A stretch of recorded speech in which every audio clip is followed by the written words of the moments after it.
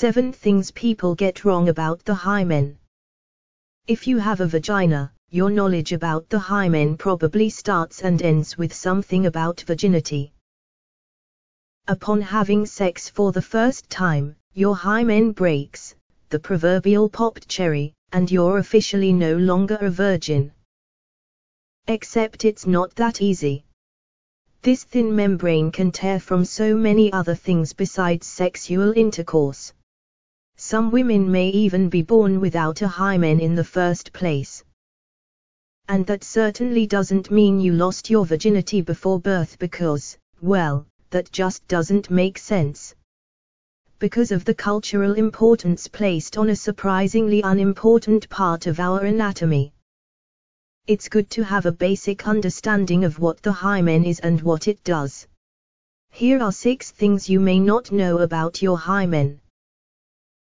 1. The hymen stretches across the vagina's opening, but doesn't cover it completely. The hymen is thin fleshy tissue that stretches across part of the opening of the vagina. Mary Rosser, MD, PhD, Division Director for General Obstetrics and Gynecology at Montefiore Health System, tells Self. It doesn't cover it completely, otherwise there wouldn't be a place for menstrual blood to leave the body. 2. Not everyone's hymen looks the same, and some women are born without one. It normally varies in size, shape, thickness, elasticity and may even be absent, Rosser says. Though they come in different shapes and sizes, hymens are usually crescent-shaped. When we're babies, the hymen is usually thicker, and it thins over the years with activities like bicycling, horseback riding, or taking gymnastics classes.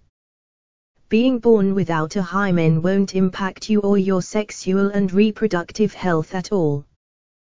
3. In fact, hymens don't have a known purpose. Just like your appendix and wisdom teeth, the hymen is a vestigial structure, meaning it doesn't really serve a specific physiological function.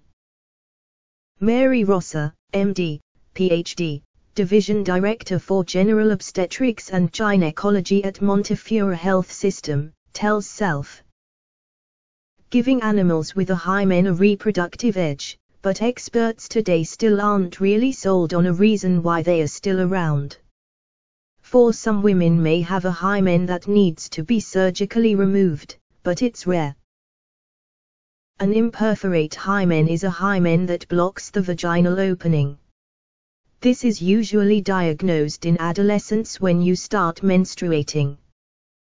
If period blood has no way to leave the body, it can build up and cause stomach and back pain, and problems going to the bathroom. According to the National Institutes of Health, a minor surgery is done to remove the excess tissue. And usually a vaginal dilator is used for a period afterward to make sure the opening doesn't close back up. A young woman who has this procedure will go on to have totally normal vaginal function.